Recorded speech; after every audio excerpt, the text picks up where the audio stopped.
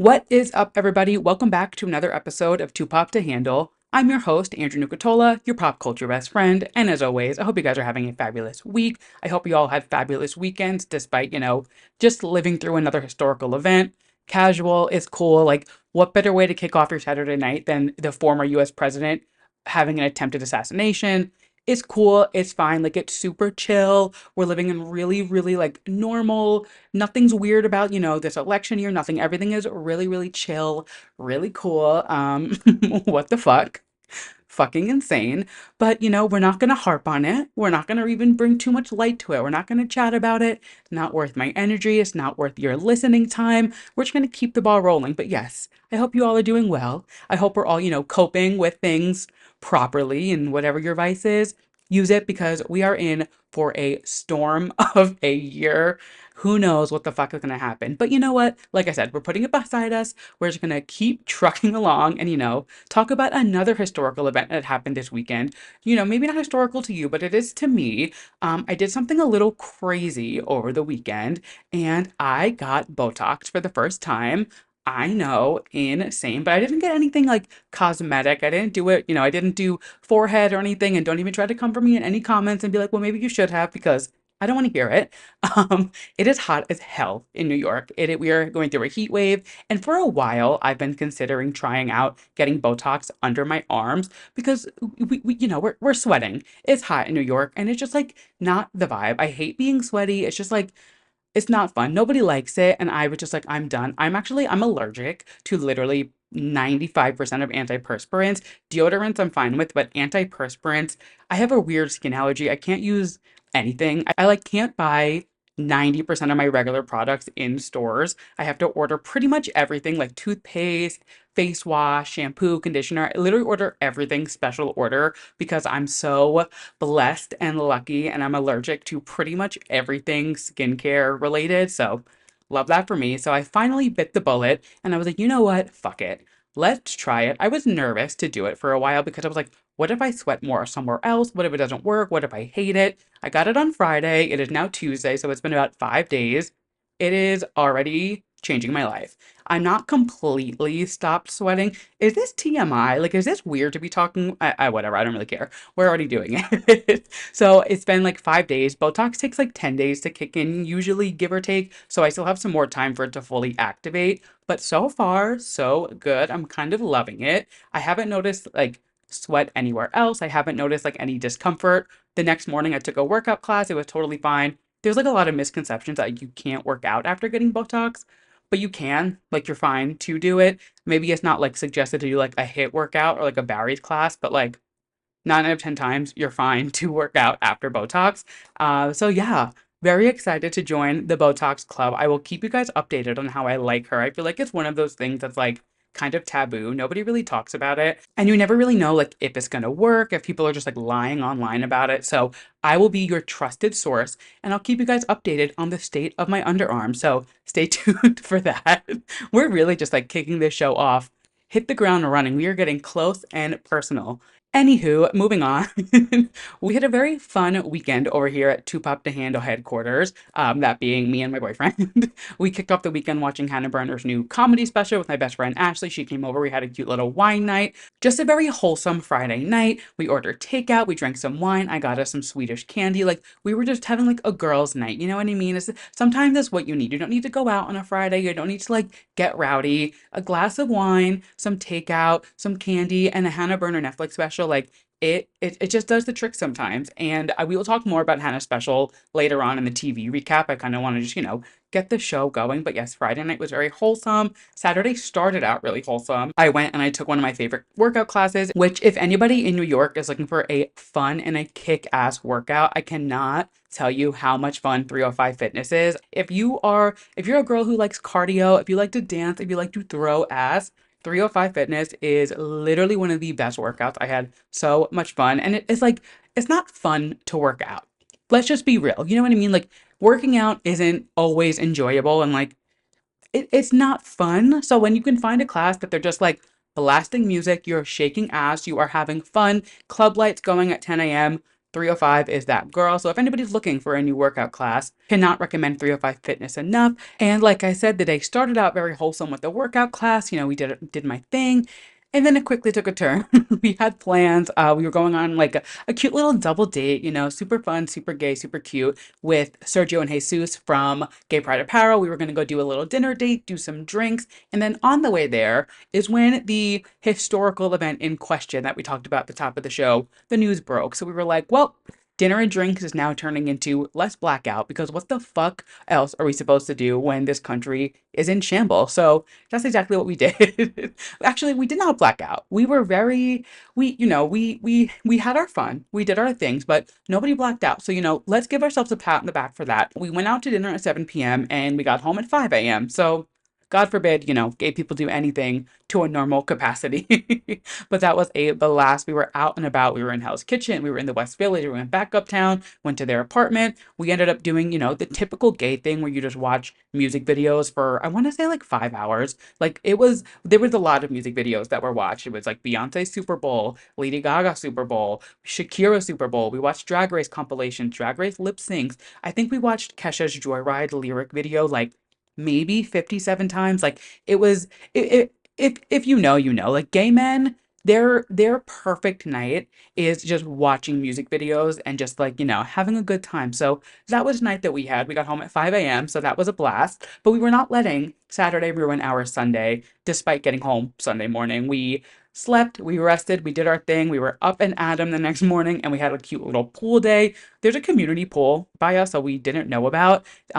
I was a little skeptical, but they do clean it every hour and a half. So I was like, you know what? That makes me feel a lot better. Makes me feel a lot cleaner about what we're doing. So it was fun. It was cute. We had a good time. We hung out with the girls, had some drinks, had some fun, and that was our Sunday. It was like a very fun mix of a weekend. We had some wholesome, some not so wholesome, some gay shit. It was fun. It was a good weekend. We had some fun, and now we are here. We're getting through the week. If you're listening to this on release day, congratulations. You made it halfway through the week. If you're listening to this after release day, whatever day it may be, congratulations. You are further into the week than whoever listened to it on Wednesday, and we are just trucking along. We have a lot to talk about, and I am very excited for this week's Drew Releases segment. So let's hop in. If you are new here, I start every show, besides talking about myself, I start every show with my Drew Releases segment, which is my new music that came out last week, and I give you a preview of what's coming up this week. And last week we had one release and one release only, and there's a lot to say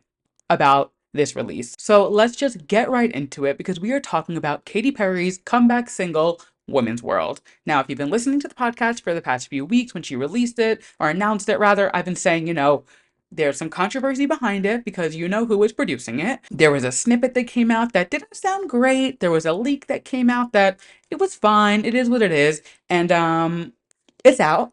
And there's a lot to say about it. So yeah, let's just dive into it. Is the song good? It's fine. It's not the best song I've ever heard.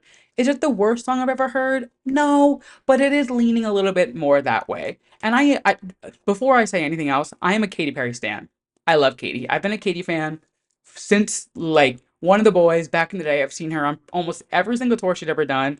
I love Katy Perry. I was very excited for this release, and I'm still very excited for the album. Don't get me wrong. Now, let's just address the other elephant in the room besides the historical event that occurred this weekend. The song is produced by no other than Dr. Luke, which, I mean, I'm not thrilled about it. Nobody's thrilled about it. And I think that the backlash online about him producing it is warranted. My thing is, the reason people still work with this piece of shit is because he's a good producer. He puts out good music. He's I hate to say he's talented, but like he's has a good track record of putting out good music. He worked on Teenage Dream, which is like one of the best albums, if not the best pop album of our generation.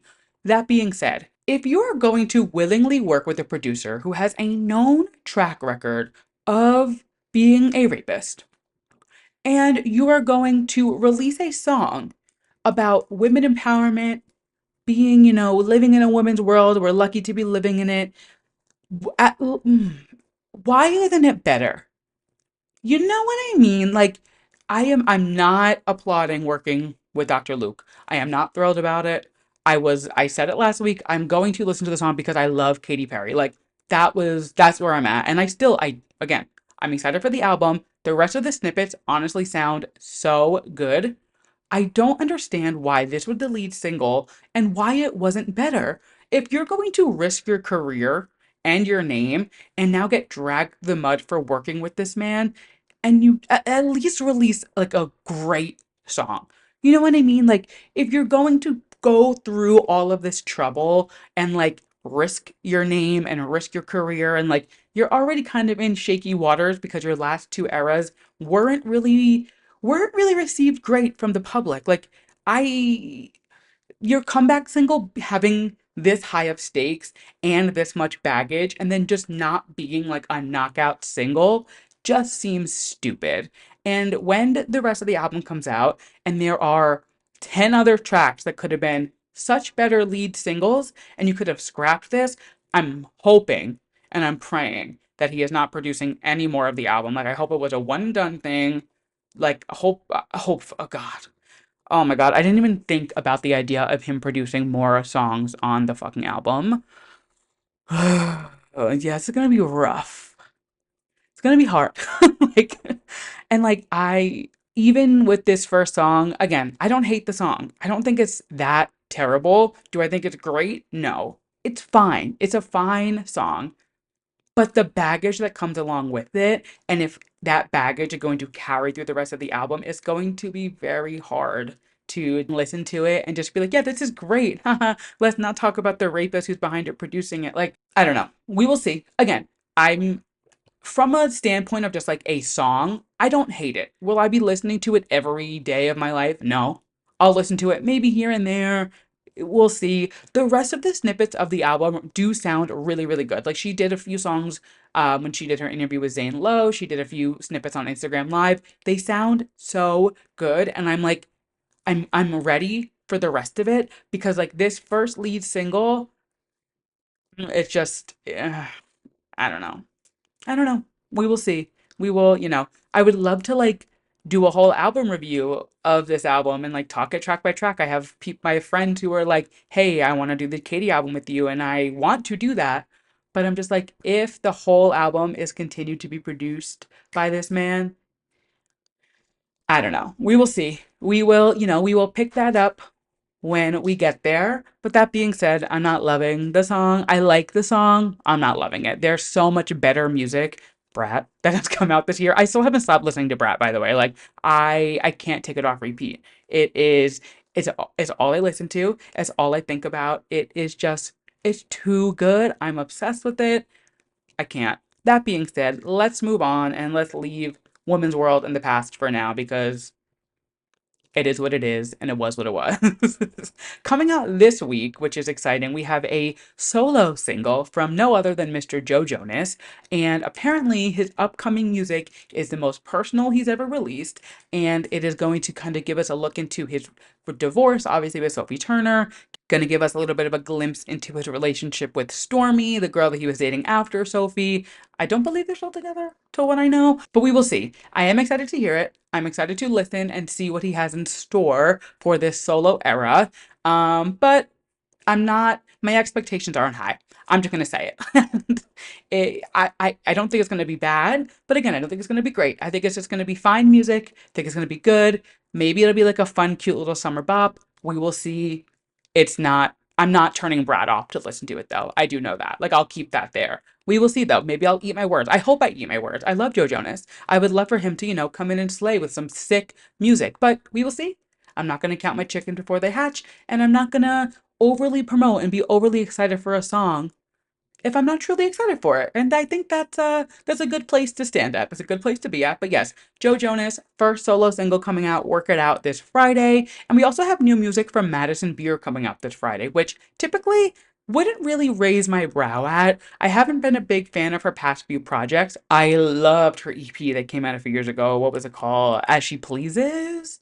Yeah, I think it was called As She Pleases. It had like Dead, Home With You. That EP I was obsessed with. It was in my top albums of the year. Like, it was so good. So when her project after that came out, They didn't really meet the caliber that I wanted them to be at. They weren't bad, they weren't good. They just, they didn't stick with me. So, but this new single, I don't know, she's been having kind of like this resurgence online. I feel like I've been seeing her a lot more on my TikTok. So I will be tuning in. We'll be tuning in. It's called 15 minutes. We will see. Maybe it'll just be a 15 minutes of fame type moment, who knows? But yes, new music from Madison Beer this Friday. We will see. Sometimes she slays, sometimes she doesn't. So stay tuned. We will talk about that next week. And that being said, let's move into some more of our pop culture topics. First things first, we're just going to piggyback off of something from last week. There's some new things that have happened since the Ariana Grande interview with Evan Ross Katz on Shut Up Evan last week. So, she's putting her foot down yet again because her fans don't know how to act. If you remember last week when I was talking about it, or if you listened to the podcast, she was saying she wants to do a mini tour for Eternal Sunshine. There's a deluxe version on the horizon. She has a lot more to this era that's been released, which is so exciting. And fans ran with it. Fans were going buck wild. New theories were coming out. They were looking into potential venues and they were like, Ariana has this booked for 2025. Like, Ariana's going to release this song on this date, very much like the Easter egg, the Taylor Swiftification of the music industry, where you're just like pulling theories out of your ass and hoping for the best, happened to Ariana. And she took to her Instagram story to say that she is going to pause on anything that is not Wicked related until Wicked comes out. So she is focused on Miss Glinda. She is doing her thing. She did end up then going to say, obviously, with the exception of my beauty and fragrance brand, and of course the music and singles that have already been released. So what I'm taking this as is like anything that's already released or is already kind of in her pipeline to like have a set launch date. So like a fragrance, she's now I think in Sephora and she's a Swarovski spokesperson. Like the girl's she's booked and busy. She has things up her sleeve. So what I'm taking this as is she's pausing the announcements of anything new that aren't already set in stone. So like if there's a single that's already planned for a remix and a music video to come out before Wicked and it's already set to be released, she's going to continue with that. But like anything that doesn't have a set release date on her end, she's going to pause and wait until Wicked is over. So really, that's only 8, 9, 10, 4 months. Again, quick math, not great at it, but we do our best. So it's really only 4 months until Wicked comes out, which is crazy to think about. So we're getting there, we're doing our thing. But yeah, it just goes to show the way that fandoms go buck fucking wild and just take things and run with it. It is just like, can we just let these artists do their thing and breathe? Can we let them just like release as they want to? Like it, as excited as I got for this whole Eternal Sunshine Deluxe, and really anytime an artist mentioned a new project or anything that's working on it, of course we all get excited, but people take it to a level that it's so annoying. There's really no other word than fucking annoying. When people get to the point where they're like, oh my God, she just posted a photo, and if you zoom in on the background and you unblur it in Photoshop, you can see a clock, and the clock is pointing to 3:15, which means on March 15th, she's gonna release this single. Like, when it gets to like that shit, now I'm like, I can't. I don't know. Maybe I've just like outgrown the stan theories and this or that. Obviously, like, when there's concrete evidence, sure, I'll take it. But people were getting so in depth already with this Ariana thing, looking into venues that might potentially be booked already, and like, it gets crazy.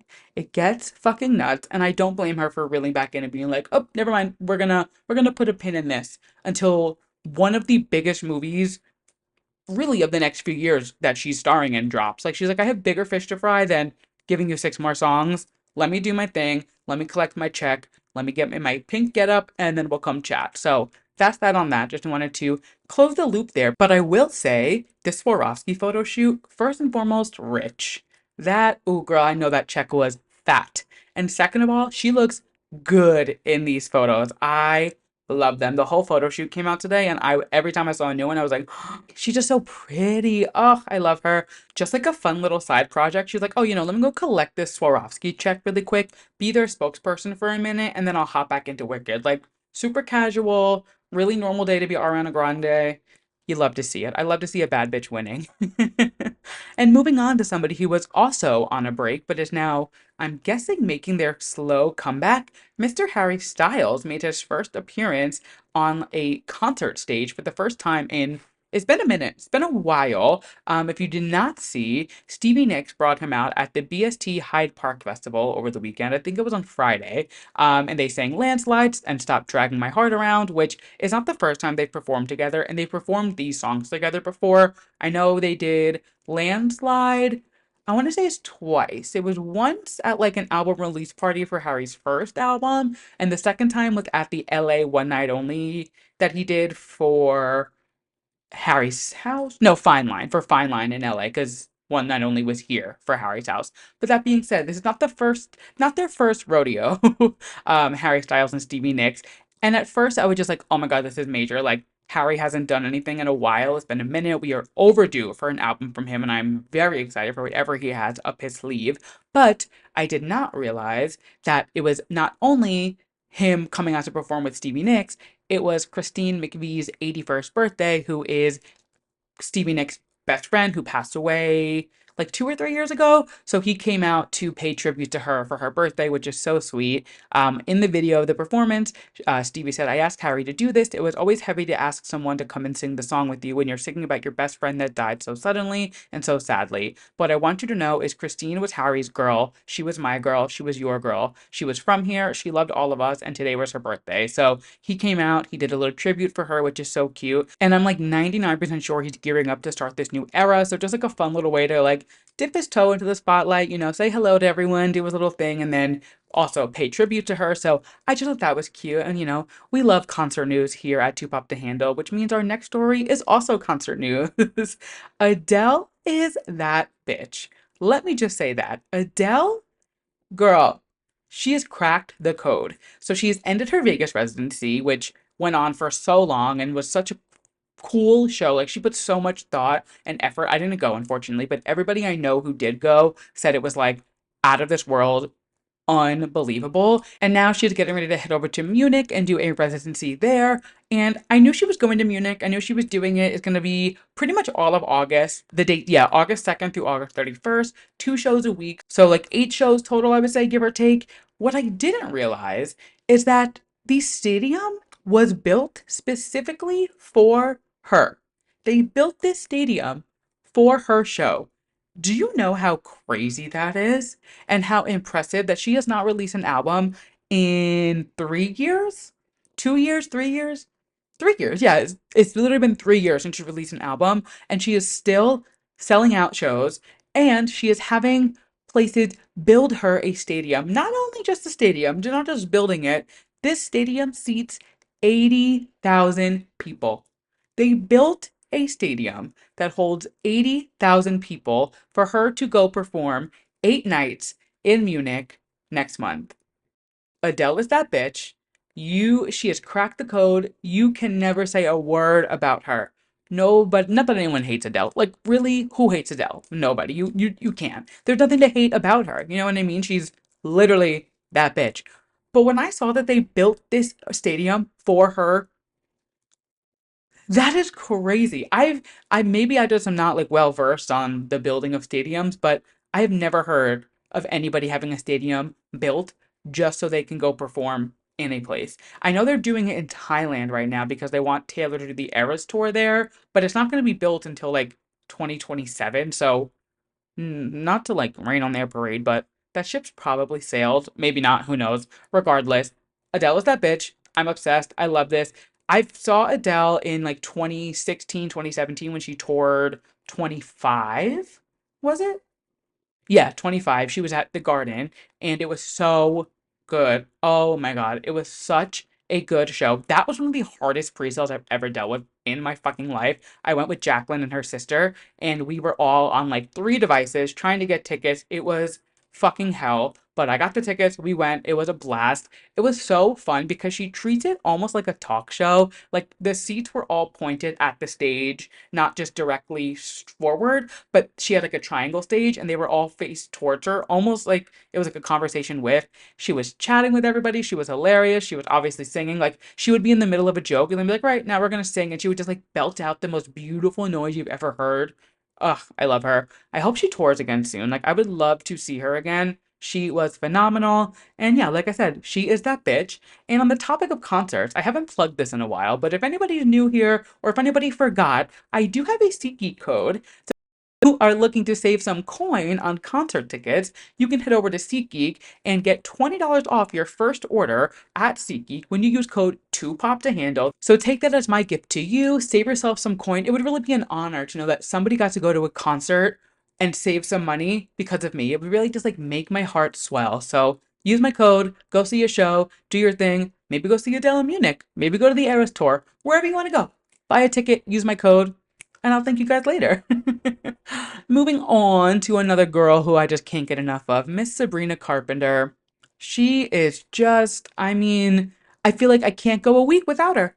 I just can't because she is just continuously slaying the house down boots. I can't get enough. So this week, not only does she get debuted in an Olympics commercial, looking like Cinderella talking to a little bird, I like an Olympics commercial is crazy. Fucking nuts. She also was the only female in the Billboard Top 10 chart this week, which again, I don't love talking about the Billboard charts. I don't like looking at it. But if it's Sabrina Carpenter, bitch, I'm going to eat it up and I'm going to give her all the flowers that she deserves. So she was number 5 and number 6 in the top 10 this week with Espresso and Please, Please, Please. Again, the album's not even out yet and these singles are just they're just continue to grow and get streams. People are eating it up. I'm so excited for her album to come out. Like, it's going to be so good. People are so excited for it. I cannot wait to see her later this summer. It really is like Sabrina Summer. She's on top of the world. She's like 5'2" and she's somehow taking over the world. You've got to give it up for her. She is doing the damn thing. Moving along, some other music news, which this was kind of gaggy, I'm not gonna lie, and definitely not somebody I was expecting to talk about on the show. But it is no other than member of the Seven Ring Club, Tayla Parx. So if you did not see, she took it to Twitter to quote tweet a Zach Sang interview that Normani was on. And she said, it's crazy because I haven't listened to the album yet, and this is how I'm finding out that I'm on it. No credit, no business done. People that I've known forever just dropped my shit and left me off. LOL, okay. And she was responding to the fact that Normani said on the interview that her song Insomnia features her, Brandy, and Victoria Monet.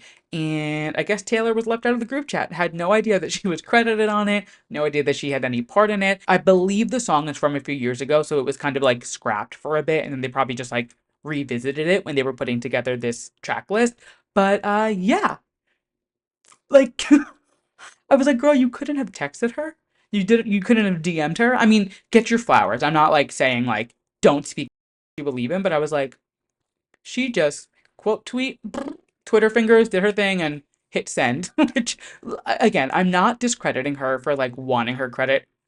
Obviously, she should have get knowing the Normani sales, the check wouldn't have been that big anyway. But like she should have at least had something. Maybe send her a floral bouquet. Maybe send her, an edible arrangement, something, Normani, to let her know that, hey, we're using your song on the album. And I'm pretty sure her vocals are literally on the song, which is crazy. I also love the fact that she was like, I haven't listened to the album yet. Like, you and the rest of the world, sis. Which, again, I'm not dragging Normani because I did like her album, but like, it's just like it's like a funny joke at this point, like you just have to laugh. Like especially with that release, like there was just so much lore behind it, so much build up just for it to be like, oh, there's an album coming out, no promo, no promo, no promo, no promo, the album's out, no promo, no promo, no promo, no promo. Like it, I could write a book. I could write a thesis on the downfall of Normani's career. Unfortunately, I wish it wasn't. She deserves to be bigger than she is, but somebody hates her. Somebody in the music industry was like, we are not gonna let this bitch succeed. I could write a book. I could it's fucking insane. Speaking of Mr. Zach Sang, while we're on the topic, and I'm sure you all know where I'm going with this, but what the fuck is going on with Brooke Schofield and Clinton Kane? It's been going on for a few weeks, and I was going to talk about it a few weeks ago when Brooke posted her like 17-part TikTok series, which like go off queen. I love that. I hope your creator fund is killer this month. I was going to talk about it then, but I was like, you know what? What is there to talk about? Like, Brooke is just exposing this man again for the shit that went down. If you don't know, I'll give you the TLDR really quick. Essentially, Brooke Schofield was dating Clinton Kane. He's a singer. He got big on TikTok, I think. I've never listened to him. I don't know who he is other than being Brooke Schofield's lying ass ex-boyfriend. That being said, he lied to her the entire relationship about his mom being dead, about being from Australia. I think he said his dad was dead as well. And like he would just constantly use that to like his advantage. And like Brooke would say, like, the way I imagine it is like Brooke would like get in a car and Clinton would be like, oh my God, that's the same kind of car that hit my mom when she was killed. I can't get in that car. Why would you do that? Or like Brooke would like be like, oh, it's Mother's Day. I'm sending my mom some flowers. And he'd be like, what do you mean? It's not fair that you have your mom and my mom's dead. Mind you, his mom is alive and well. Like literally fine. He's not from Australia. He pretty much just like made up the story and he's still running with it. And the whole thing got exposed on Zach saying, which is where it ties into the Normani of it all. Got exposed on Zach saying, Brooke just finally did a whole expose because Clinton decided to open his crusty little mouth and say, imagine a relationship ending 2 years ago and your ex is still yapping about it. So she was like, you want me to yap, bitch? 17-part TikTok. A week or two goes by. She does her thing. We're all Team Brooke. I'm still Team Brooke. I mean, Brooke Schofield could do no wrong in my eyes. They could never make me hate her. Life goes on, she's doing her thing, Clinton's continuing to lie, and then he decides to do his own 17 plus part TikTok series combating everything Brooke said. And like, I just want to make sure we're all on the same page. Like, it's fuck Clinton Kane, right? We're all Team Brooke. Right? Like that's the vibe, right? I haven't listened to the canceled episode yet where Brooke kind of does like the final bow on it. I think that's what set him off. I think that final episode was like he was like, "Nope, I'm gonna combat now and I'm going to do it." And what's crazy is he's still going along with these lies. Like he still won't just like come to fruition and be like, "Oh, like yeah, I was wrong." Like he's putting the blame onto Brooke. And trust me, it takes two to tango. I'm not saying like she was perfect in the relationship. A relationship is a two-way street. I'm sure she wasn't perfect in the relationship, but comparatively to what he did and said and lied about, she was pretty fucking perfect in the relationship from what I can gather. So yeah, it just I I think I'm more flabbergasted at the fact that it's still going on and they're still continuing to go back and forth. And I don't blame Brooke. I would have as soon as he posted that first part, bitch, it would have been would have been a wrap. I would have been going for his jugular again, just like she did the first part. He also turned his TikTok comments off on all of the parts, which just like, grow up.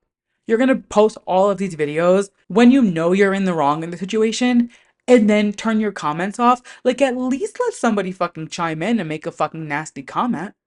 It's just, it's crazy. It's really fucking crazy. If you have not watched Brooke's 17-part series on it, go to her TikTok. I promise you, it is so entertaining. Get a snack, grab a drink. You're not gonna believe your ears. It's fucking crazy. But it felt wrong to not comment on it, especially after this week with everything transpiring. I was like, let's talk about it because I feel like these girls, the ones who are listening, I feel like you guys are also in on it. You guys know the tea, so it just felt wrong. And tell me what you're thinking. Let's talk about it. Send me a DM, tweet me. Let's chit chat about how Brooke Schofield is right and Clinton Kane is wrong. And moving right along, we seem to be going from one loser to another. And this next one is somebody I have not heard about in years. And the headlines that she is making today are not the headlines that you want to be making when you have been kind of under the radar, at least under my radar. Tried to look, I was like, there's not really anything crazy big that she's done in like 11 years, and we're talking about no other than Miss Shailene Woodley. Now, let me just preface you guys. Again, I never want to get political on the podcast. The next two or three stories, they're a little political, but they're lighthearted political. Something I like to call putting the lit in politics. Let's have fun. Let's chat about it. If we don't laugh, we will cry. But yes, Shailene Woodley shared Melania Trump's statement about him getting attempted to be assassinated to her story, just kind of outing herself as a Trump supporter. What I'm more hung up on and like what I'm questioning is where this pipeline of like holistic, hippie, natural girly to MAGA pipeline came from. And I'm not the only one saying this because as soon as I saw Shailene Woodley's name pop up with this tagline, I went to the quote tweets of like whatever article I saw, and everybody was saying, they were like, it's always the weird woohoo hippie girls. It's always like the crunchy, I don't take modern medicine, I go to the woods and I forage for my foods. Like, it's always that girl who was super like not materialistic, making her own foods, like doing her own medicine and things like that, and like not believing in modern healthcare, who is now like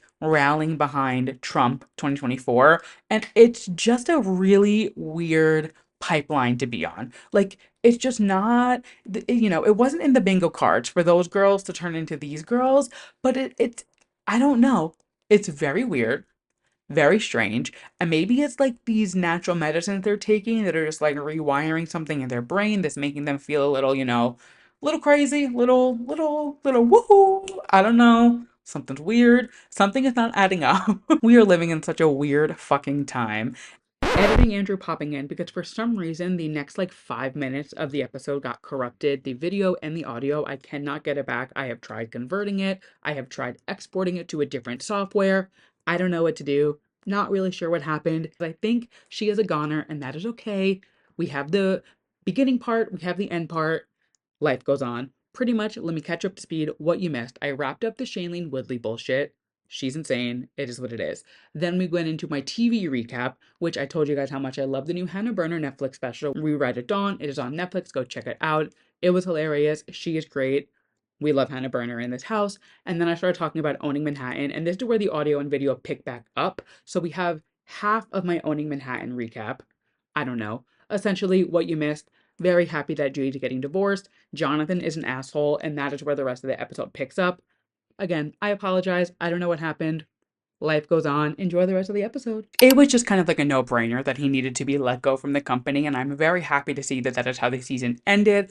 I really enjoyed this season. I thought it was really, really good. I thought it was a really strong first season. I would love to see a second season. I saw some people saying that they were going to get one, so fingers crossed. It's cool to see like New York real estate as opposed to Selling Sunset, Selling the OC, where they're doing West Coast real estate. I really liked it. Again, if you're into Selling Sunset and you're into like that real estate kind of drama reality show type thing, it's a good watch. Is it the best reality show I've ever seen? No, but we're not here for the best reality show. We're here for a trashy, fun, quick little watch, and that's exactly what this was. I loved it. It was very, very good. Definitely check it out. Next up on our list is no other than the Kardashians, and all I'm going to say is they could never make me hate Gypsy Rose Blanchard. I don't care what the situation is. Obviously, there are other things that happen in the episode. Whatever. Gypsy Rose was the star of the show. When her and Kim linked up and they were just chit-chatting about how Gypsy really wants to bring more awareness to people with Munchausen syndrome, help people with it. And when she was talking about how like backwards the system was to her, they wouldn't give her therapy in jail. There's obviously just such like a corruptness within our system, and like the fact that people who literally were abused by their can't get therapy in jail because they don't qualify for it. Like, it just doesn't make sense. I feel like those years were the time for her or anybody in that kind of situation to get therapy, to talk to somebody. There's like grieving going on, there's healing. Like, you're going through a lot in that situation. And the fact that they wouldn't give her therapy while she was in jail is just like, it sets people up for failure, and it just kind of it shines a light on the fact that like things are so twisted within the system, and the fact that like they set people up for failure. They literally are setting people up to like go into jail. Obviously, going to jail, you did something wrong. Point blank period. 90% of the time, the person in prison, you're wrong. I'm not discrediting that. But it's also some of the time it's a reaction to something that they are going through that is out of their control, or a mental health issue or something along those lines. And the fact that there are not like the mental health resources in these establishments to make them kind of heal a little bit before they are put back into the real world, and they're just like, all right, go figure it out, go survive.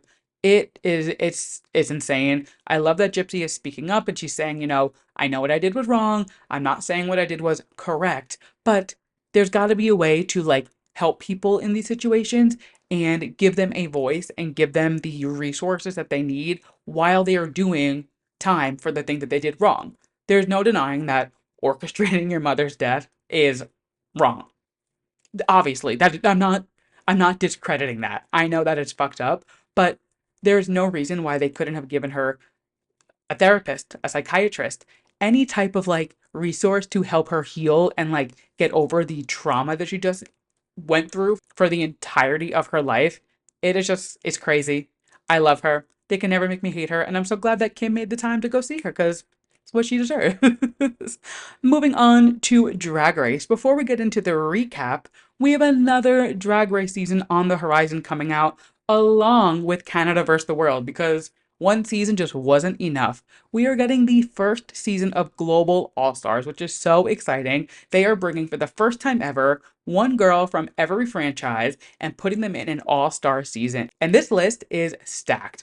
Full transparency, I did not watch a lot of these seasons when they went on. I don't watch a lot of the international franchises because it's just too much to keep up with.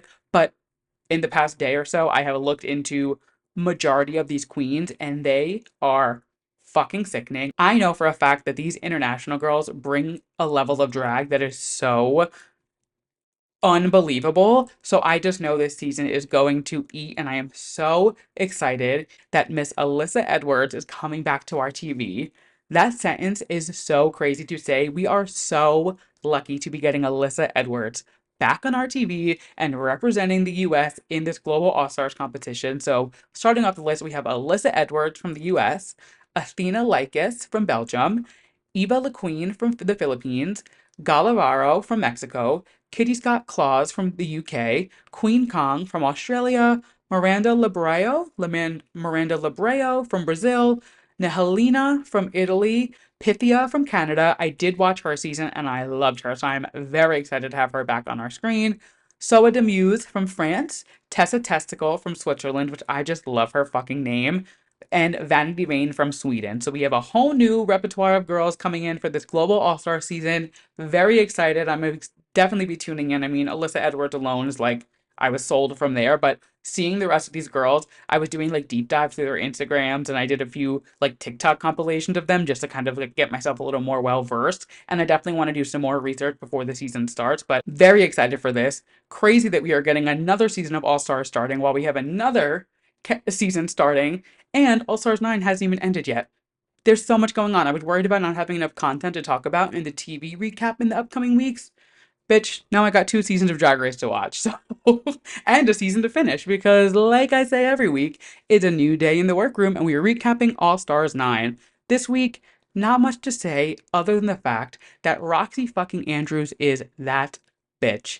It is the lip sync Lollapalooza where the girls are going head to head with each other in a lip sync, round by round by round, just one after another. It's like a gay man's dream, just watching drag queens lip sync over and over and over. What more could you ask for? Roxy Andrews, though, my fucking God, she is unbelievable. She has now won every single lip sync she has ever competed in. That is 9 lip syncs. She has competed and won every single one of them in every season she has competed in. That is insane. She is everything. But I also have to give some flowers to Chanel because she put up a fight in these lip syncs. She was channeling such like a traditional old school drag style, which she always does, but it was just so refreshing to see that and see her really shine into what she does, which is performing. And she was giving the girls a run for their money. Like she was killing it. This episode, were the lip syncs the craziest thing I've ever seen? No. But seeing Roxy go head to head just over and over and knock bitches out without even like lifting a finger, this bitch does it effortlessly. That is the definition of a fucking drag queen. I am so sad this season is coming to an end. Like, truly, I have loved this All Star season. We have 2 more episodes. It's a 2-part finale. So, 2 more weeks of recapping All Stars 9. I'm so sad to see it end. I really loved this group of girls. I loved this season. I thought it was so good. Let's see who wins. The obvious choice is Roxy. Obviously, Roxy deserves to win. Like, that's just duh. No shit. I'm still rooting for Angeria. I love her so much, and she is just so funny. She just brings it every week. I realistically, it's Roxy's game. Roxy's gonna win. Roxy deserves it. She is literally the front runner. She has 5 badges. It's Roxy's game, and she deserves it. But I just have such a special place in my heart for Angeria. I love her. But that being said, what a fabulous season. And that being said, we have made it to the final segment of the show.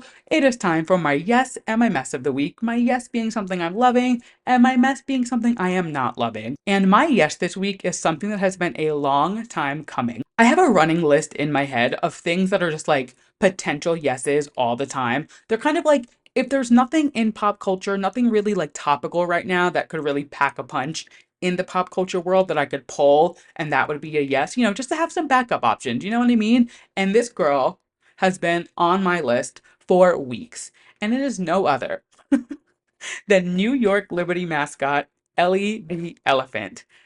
If you have not seen Ellie the Elephant on TikTok, I am so sorry. I am obsessed with her. I will never scroll past an Ellie the Elephant video. She is the moment. She is my it girl right now. I am obsessed. If you don't know what I'm talking about, she is literally the mascot for the New York Liberty WNBA team.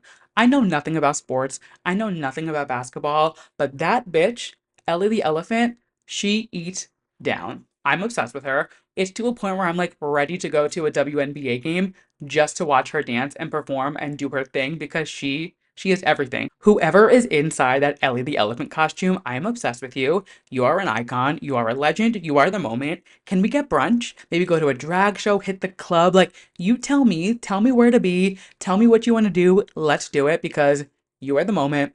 I am obsessed with you. If you have not seen these videos, do yourself a favor, go to Ellie's TikTok because I'm obsessed. Moving on to something I am not loving and somebody I am not obsessed with at the moment. Amber fucking Rose. I'm not going to go too far into this because we've already gotten a little too political. We've already put the lid in politics. I don't want to continue on that path, but this is not a political podcast.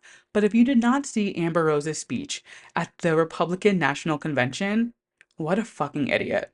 When I saw that Amber Rose was speaking at this event, I was like, there's no fucking way. This has to be a joke. Like, where's Ashton Kutcher?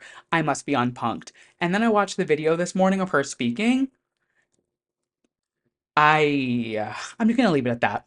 I'm not even gonna go into it. I promise you, I'm going to try to not bring these politics into the show every week, but my God, it is so crazy to be watching this literal circus of an election roll out in front of us and just not be like, are we all seeing the same thing? Like, are we all watching this and just like, we're all being like, what the fuck, right? It's not just me. I know it's not, but like, my fucking God. And with that, we have made it to the end of the show.